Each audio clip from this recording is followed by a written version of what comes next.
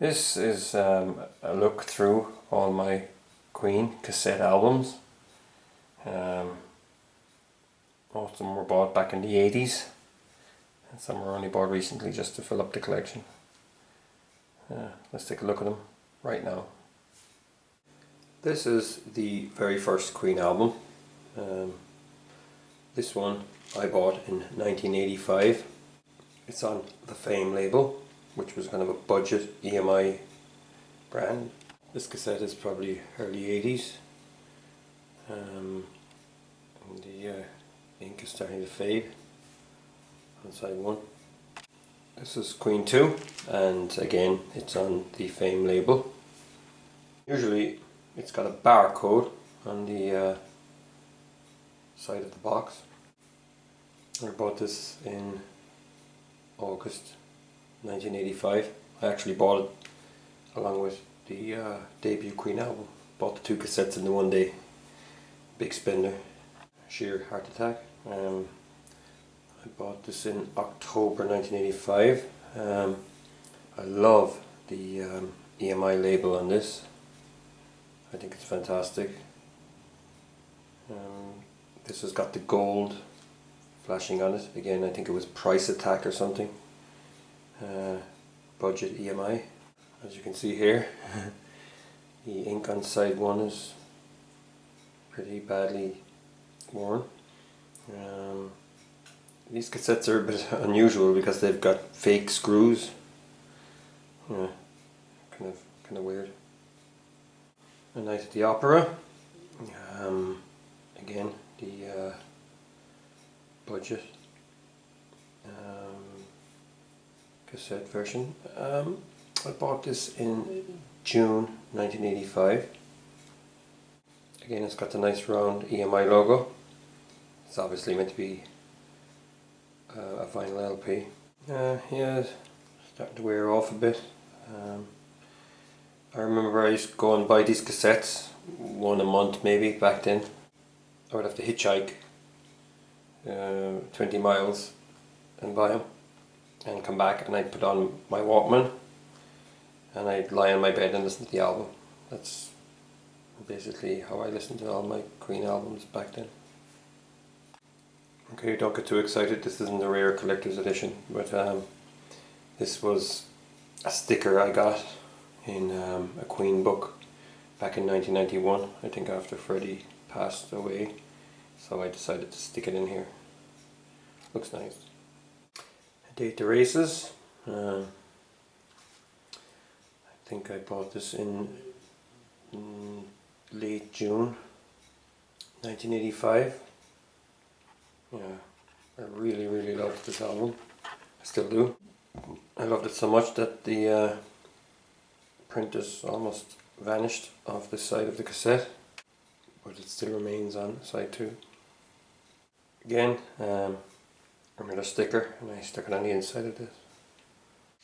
News of the World. This is another fan favourite, one of my favourite Queen albums. It's stripped back compared to the others that came before it. Yeah, great album.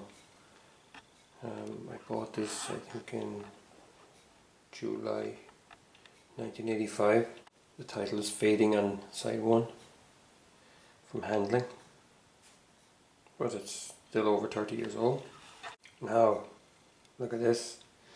That was another sticker, and it's the inside of the News of the World LP gatefold sleeve, and I stuck that in, and it just looks fantastic. Also, you've got the little round EMI label, and then you got stuff about Dolby System. Yeah, cassette heaven. Jazz. When I bought this, I think in 1986. I'm not 100%.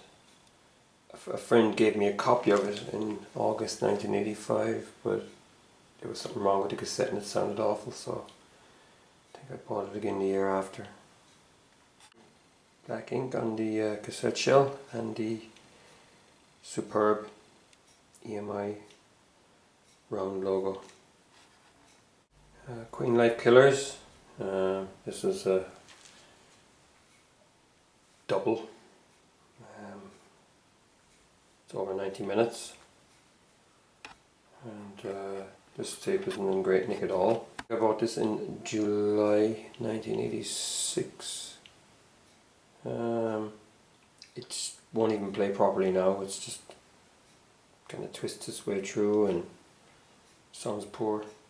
Yeah, it's just not a very good copy at all. This is the game. I think I bought this in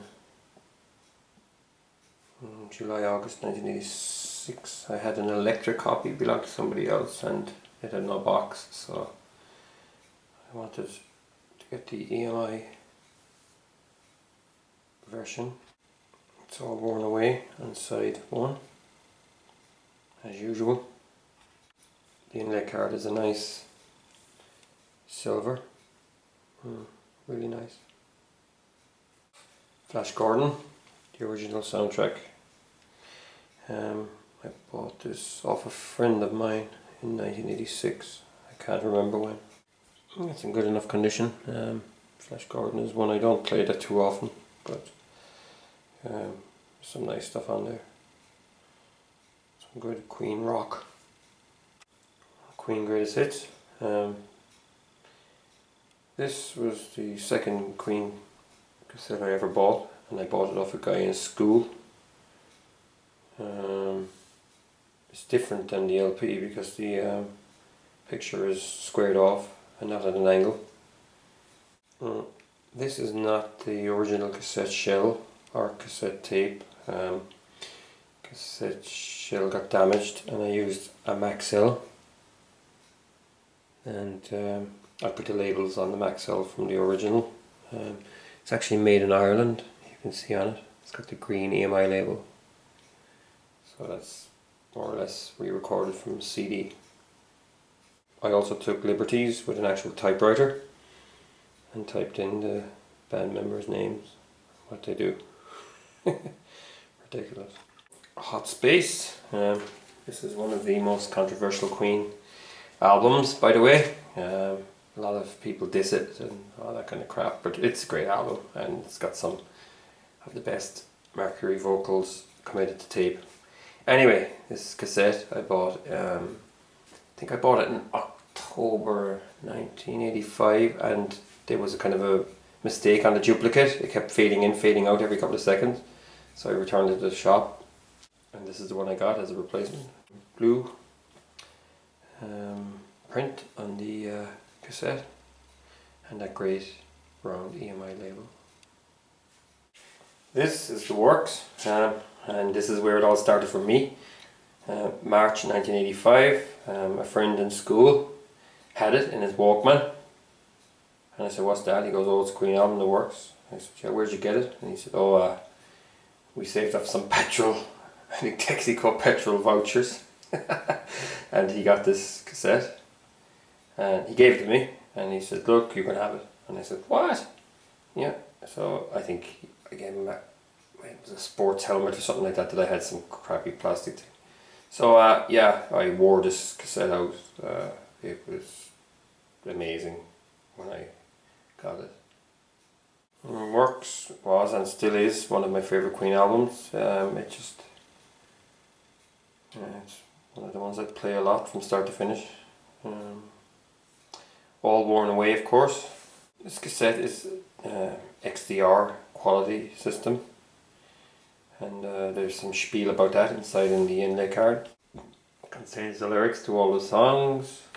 This is the spiel about the XDR duplicating system and digital masters and 1-inch duplicate reels and all that kind of stuff.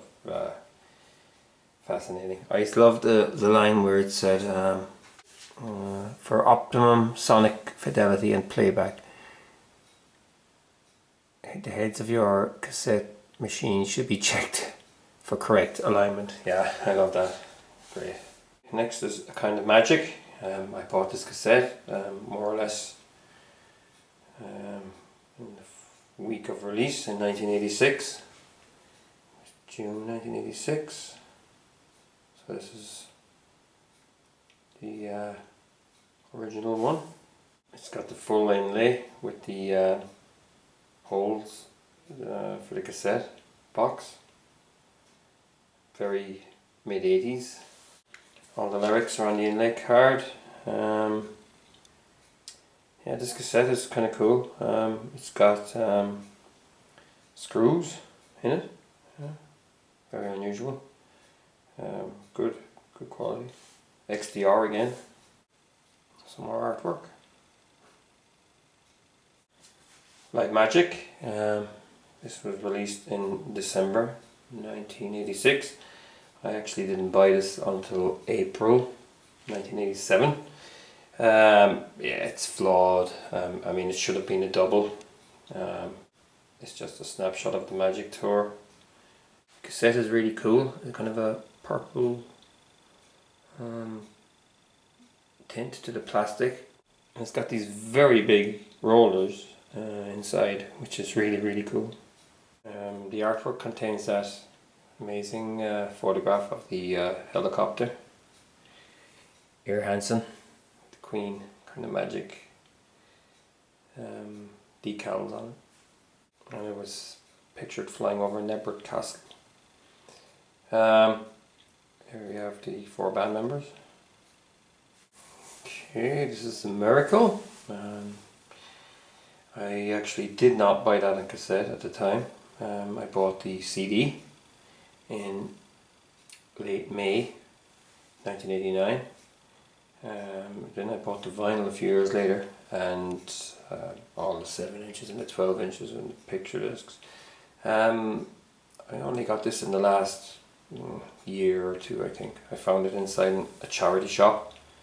I think it cost £1.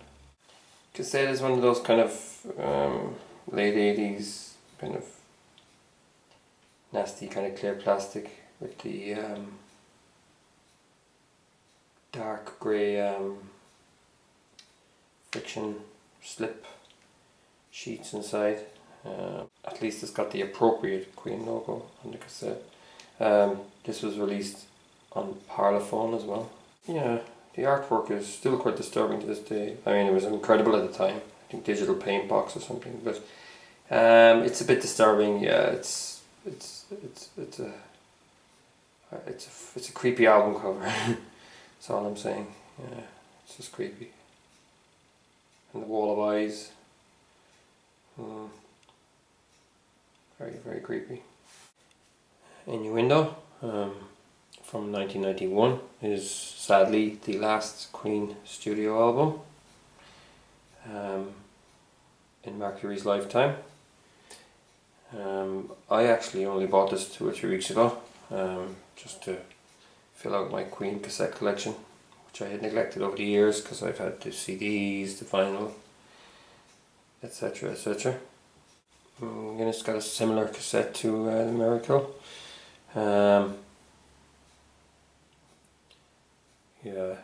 Fine album, a great swan song by a great band. It's got all the lyrics, artwork, and the last pictures of the band taken together. Greatest Hits 2, again only bought in the last month. Very cheap on eBay. There's hundreds of Queen cassettes on eBay, and they go for ridiculously low amounts of money. Cassette harks back to the kind of 1986-87 style cassettes with the oversized rollers inside. This is a long play double. It's over 70 minutes. And it's got one of the coolest inlay cards ever. Yeah. That's the full shtick. Queen live at Wembley 1986. I bought this on compact disc in Canada in 1992 during the summer. So I bought this cassette version about a week or 2 ago. Found it in a second-hand record shop for a good price, so I decided to pop it to double. And it came in 2 single boxes, but I was able to salvage a double box from another compilation of some crappy piano music, so this is where it goes. The back has just got the song titles. You see, so it opens up like this. Yeah, the cassettes are generic, clear plastic, nothing fancy, standard of the time. There's some of the artwork, band members. Not really an album I'd sit down and listen to, but the DVD is where it's at, and it's fantastic. Possibly one of the best rock concerts ever made. If Steven Spielberg made a rock concert, he should have made Live at Wembley '86. And finally, there's Made in Heaven, made up of outtakes and a couple of jigged Mercury solo tracks. Generic cassette, parlophone, and all the lyrics are inside and all that kind of stuff. Yeah. So that's my collection of Queen cassettes.